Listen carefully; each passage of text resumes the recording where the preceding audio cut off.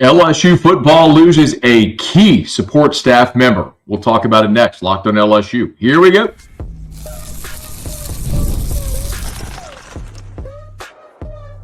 You are Locked On LSU, your daily podcast on the LSU Tigers. Part of the Locked On Podcast Network, your team every day. Okay, let's get it. It is Locked On LSU, your team every day. I'm your host, Matt Moscona. Thanks so much for making us your first listen. We are free, available wherever you get great podcasts, of course, on YouTube as well. So please subscribe. As always, one of the fastest ways to help us grow is by leaving your comments below. So thank you sincerely for that. Today's episode is brought to you by FanDuel. Right now, new customers can get $200 in bonus bets when your first $5 bet wins. A lot to get to on today's episode, including the College World Series bracket now complete. Congrats to Murray State. They're in the field. What does that mean for LSU? Because they are on the Tiger side of the bracket. We'll get to that. A former LSU Tiger gets the MLB call. Excited to tell you about that. We'll get to that here in just a smidge. But start on the football support staff side of things. Jordan Arcement has been hired by Athletes First, so he is leaving the LSU football program. Now, I understand that by and large, most people don't know who Jordan Arcement is, and I understand that.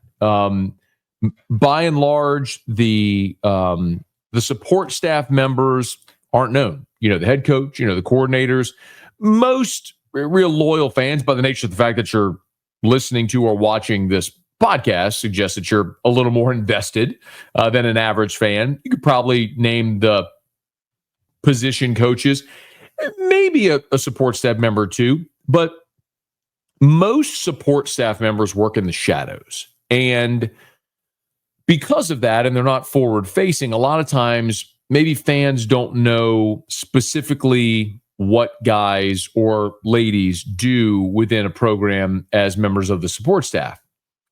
So it's interesting because Jordan Arcement, especially in this era, right, in the NIL, now moving into rev share era, Jordan Arcement was pivotal for what LSU is doing. Like, when we talk about recruiting, most LSU fans, I would assume, know Frank Wilson. They know why Frank is so important.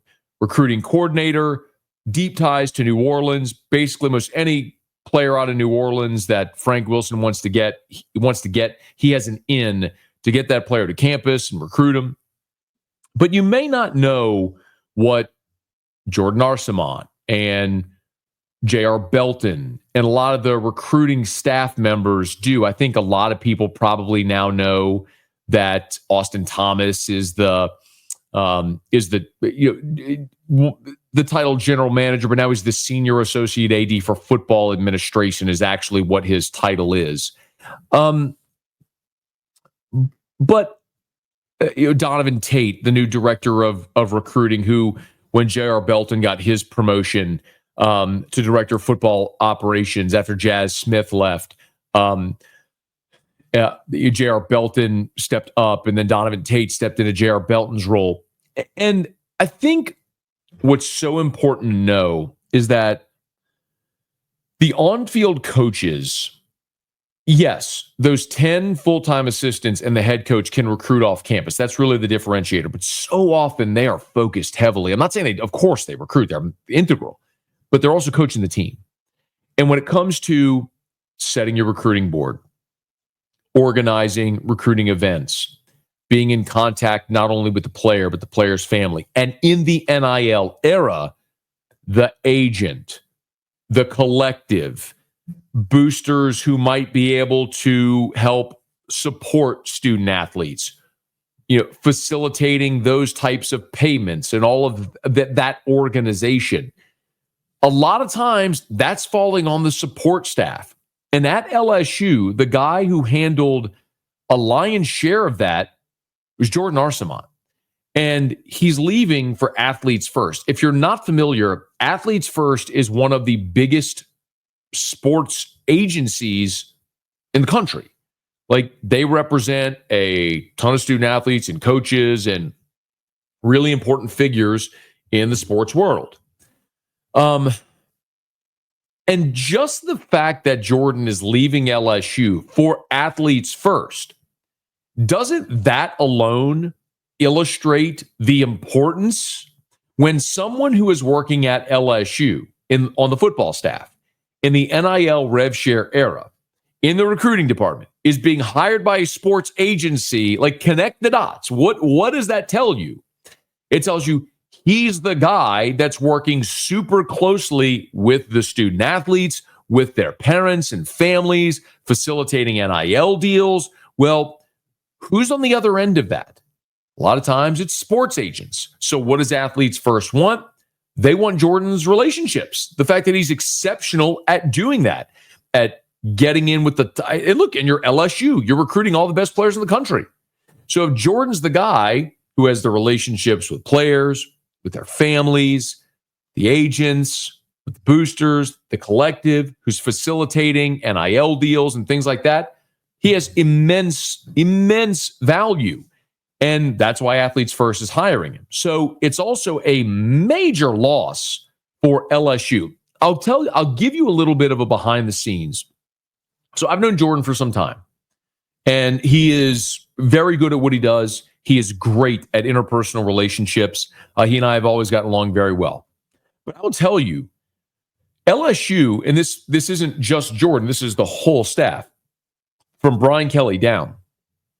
LSU has been very proactive in preparing for the inevitability of the revenue share model once the House settlement passes, which it did this past Friday at 8:30 at night Central Time, when it was announced anyway. So LSU has had to prepare in advance for this, like many schools have. And LSU, I think, by and large, did a very good job, because you understand it's one thing to fundraise and have the collective pay players, which is what was happening. It was pay for play under the guise of NIL. You give a student athlete $750,000 and they sign an autograph and they show up at an event. Well, that's not worth $750K. In the rev share era, that goes away.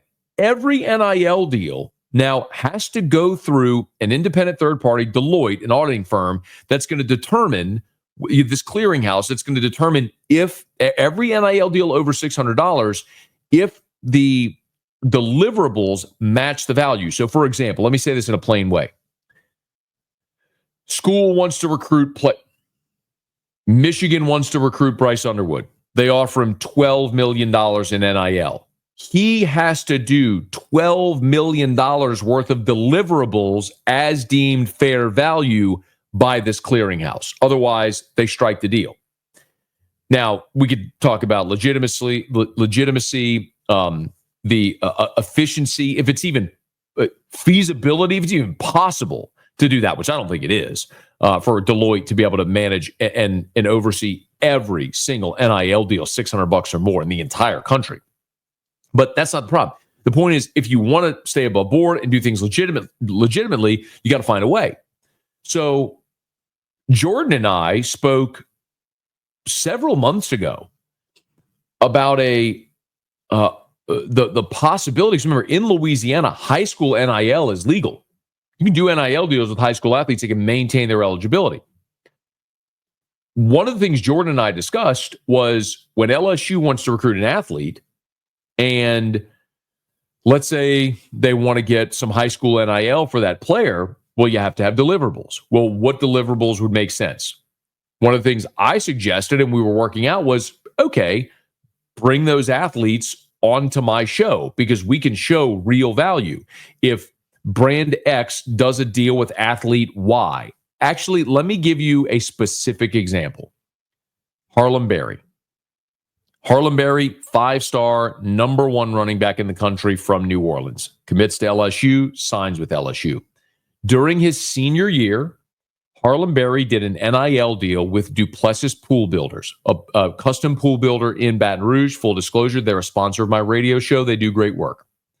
Well, Jordan Arcement went to Duplessis Builders and said, would you be interested in doing an NIL deal with Harlem Berry? Now, it's worth mentioning, like, this wasn't anything at all that's illegal. Again, high school NIL is legal.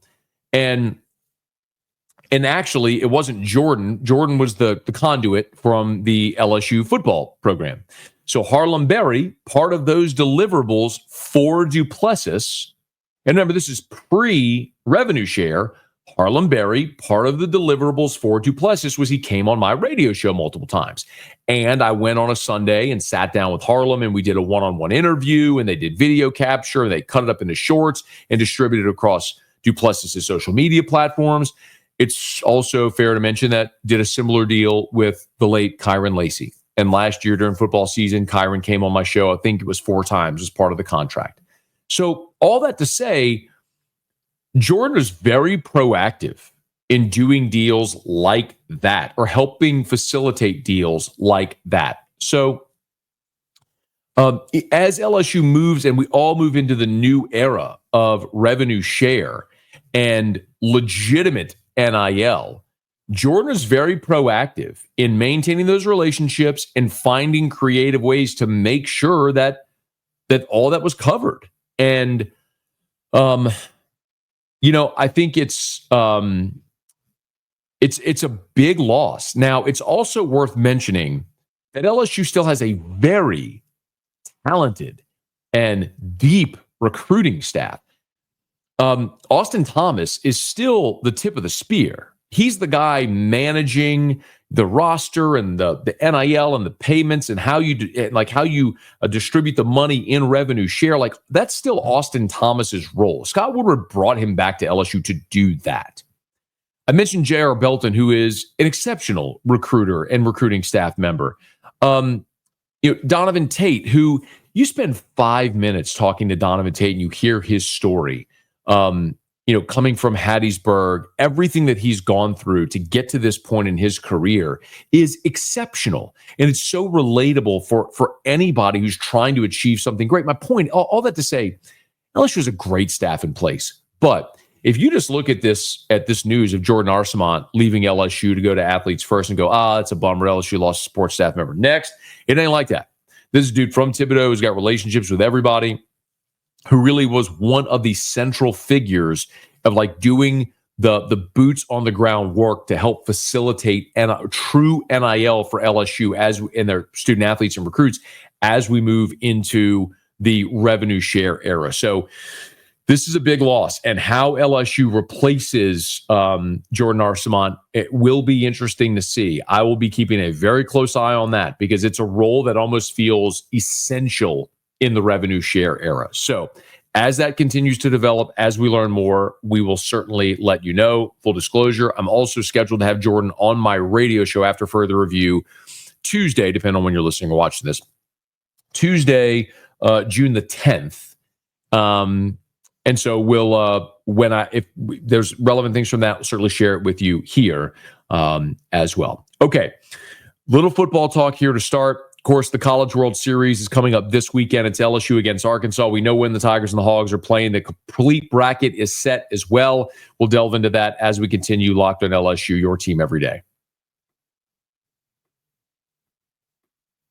The NBA playoffs are in full swing, and every night delivers highlight-worthy performances, major momentum shifts, and can't-miss moments. Whether it's a game-winning shot or a breakout player, there's never been a better time to get in on the action. And FanDuel makes it easy to stay in the game before tip-off and live. With player props, performance trends, and same-game parlays, fans have more ways than ever to play smart and to win big. Game 3 of the NBA Finals is coming up. You want to bet on it? The Thunder take a 2-1 lead. You want to bet on the series or any prop bet? You could do it at FanDuel. And if you're new to FanDuel, it's the perfect time to sign up. Head to FanDuel.com, place your first $5 bet. If it wins, you'll get $200 in bonus bets. Make every moment more with FanDuel, official sports betting partner of the NBA. Okay, the College World Series field is now set. Murray State, improbably, eliminated Duke to to win the third game, the tiebreaker there in Durham. And so Murray State has punched its ticket now to the College World Series. So as we look at the NCAA tournament, the regional bracket, the field is now set after Murray State's win. So on Friday, we'll see the left side of the bracket. It'll be Coastal Carolina against Arizona at 1 o'clock Central. The night game, Oregon State against Louisville, that's at 6 Central. Remember, each day, as long as there's 2 games per day, games are at 1 p.m. and 6 p.m. Central, 2 and 7 Eastern. So on Friday, it'll be Coastal against Arizona at 1 Central, Oregon State at Louisville, the nightcap. On Saturday, we will see the other half of the bracket, which is UCLA against Murray State in the early game. And as we predicted, and by the way, I don't deserve a back pat for predicting this. This was like predicting that the LSU Bama game was going to be the 7 o'clock game on CBS during all those years where it was the primetime game on CBS every year. So it just makes a lot of sense. You have 2 big brands, the only 2 remaining national seeds, the matchup of 2 remaining national seeds, number 3, Arkansas, number 6, LSU. The fact that these 2 teams are playing each other, LSU is the biggest brand in college baseball. That's not hyperbole. That's not homerism. It's just the truth. I mean, the 2 biggest, most watched regional baseball games ever were involved LSU the last 2 years, with LSU North Carolina and LSU against Little Rock. People aren't tuning in for Little Rock. They're tuning in for LSU. Anyway, so that'll be the nightcap at 6 p.m. Central. But Murray State is interesting. And the reason this is worth mentioning is because Murray State is on LSU's side of the bracket. So I'll tell you a little bit about Murray State as we move through. So Murray State is a very good offensive baseball team. That's kind of the core of what they do. And so it's not surprising that they beat Duke, because typically when you get deep into a regional or super regional, you get deep in a pitching staff, the better offenses tend to have more success. And Murray State, very good offensive team. As a team, Murray State is hitting .308. And I know this is locked on LSU, not locked on Murray State. But the reason, before I go any further, I'd like to illustrate why this is important. Remember, on LSU side of the bracket, it's LSU Arkansas, and then it's UCLA Murray State. So the winner of LSU Arkansas will play the winner of UCLA Murray State. The loser of LSU Arkansas will play the loser of UCLA Murray State. So LSU is going to play either UCLA or Murray State. There's a 50-50 shot here that they play Murray State on Monday. So whether it be a winner's bracket game or an elimination game, there's a 50-50 shot here. And if they do play them, obviously we'll go into more detail about them. But we've already talked about UCLA and the other teams in the field. The only one we haven't talked about is Murray State, because they just punched their ticket.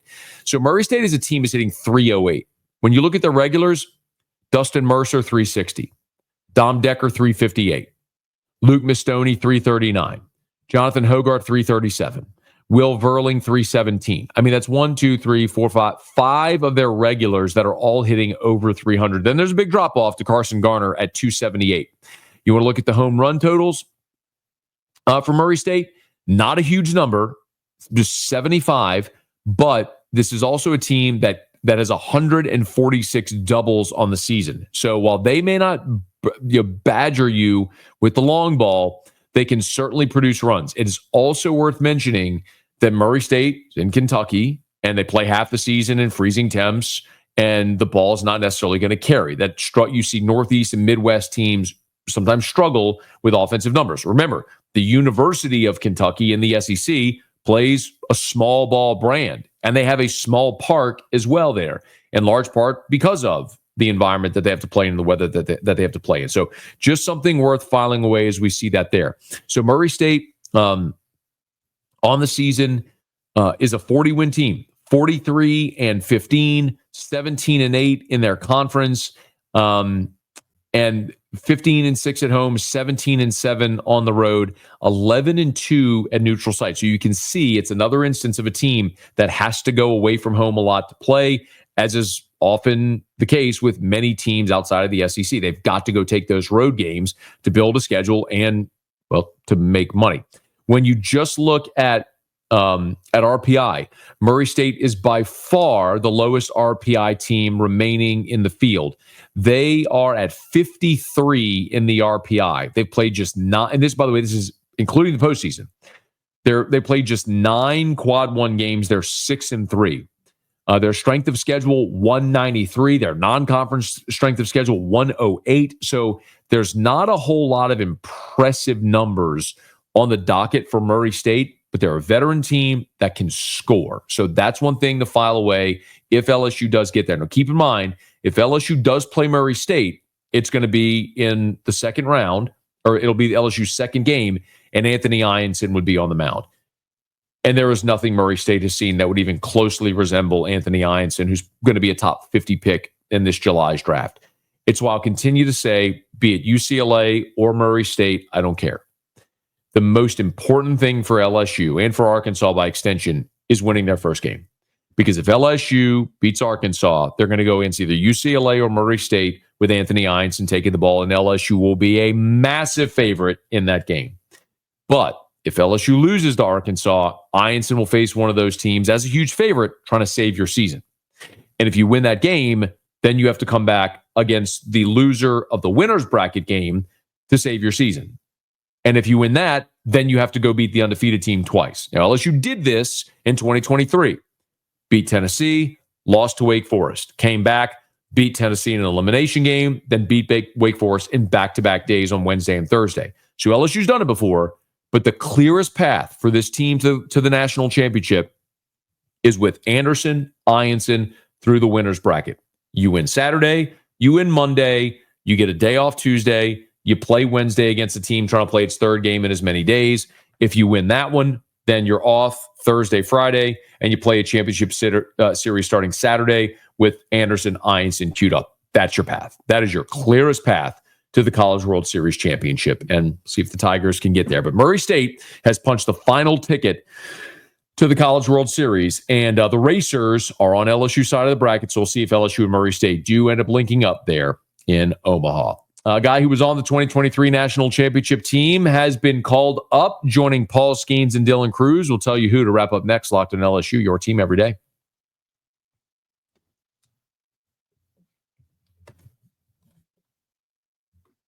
Hey, congrats to former LSU Tiger Grant Taylor.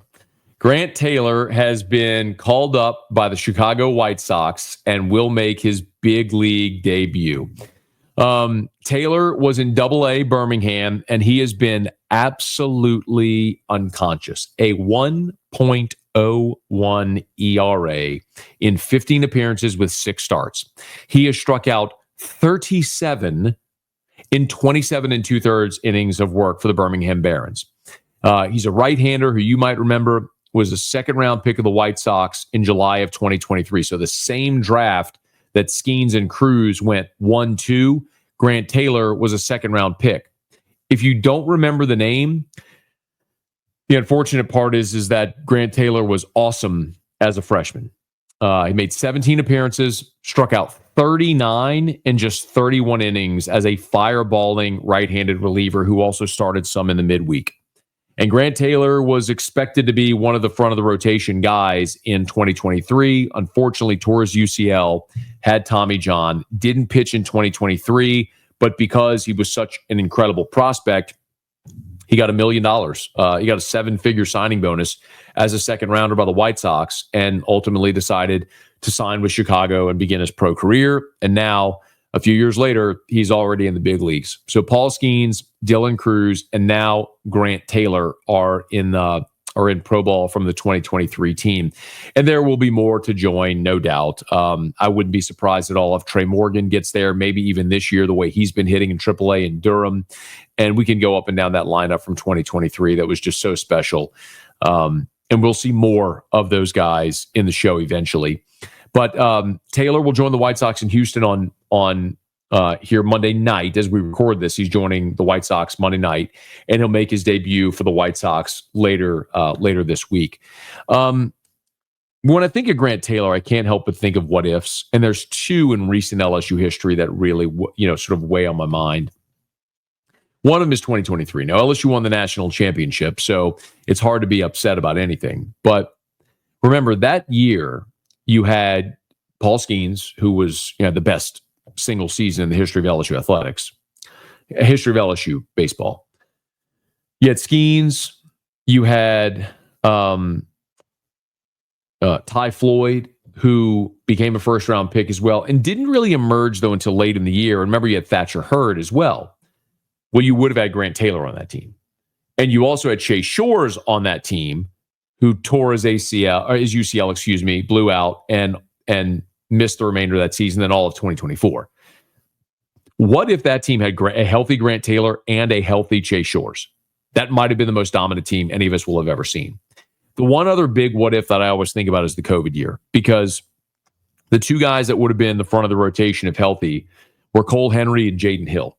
Both Cole Henry and Jaden Hill are now big leaguers. You would have had two big leaguers at the front of that rotation in the COVID year. And unfortunately, we got robbed of it and didn't get to see what it would have looked like. But hard to complain when LSU is making its now 20th appearance in the College World Series, all the success that the Tigers have had, and hopefully more to come. But congrats to Grant Taylor on earning his spot in the big league level, the third from the 2023 National Championship team. Okay, that'll do it for us here on today's episode of Locked on LSU. Thanks so much for making us your first listen. Now for your second listen, check out the Portal Show. Brian Smith has the latest rumors, portal entries, and signings. Be the most informed fan on the rapid changes to the college football landscape. Find the Portal on YouTube or wherever you listen to podcasts. If you're on podcast, please subscribe on your favorite podcast app. Rate us, leave a review. If you're on YouTube, smash that like button, subscribe to the channel, and hit the bell so you're notified whenever we post a new video. Let a friend know if they love the Tigers. We got you locked on LSU, your team every day.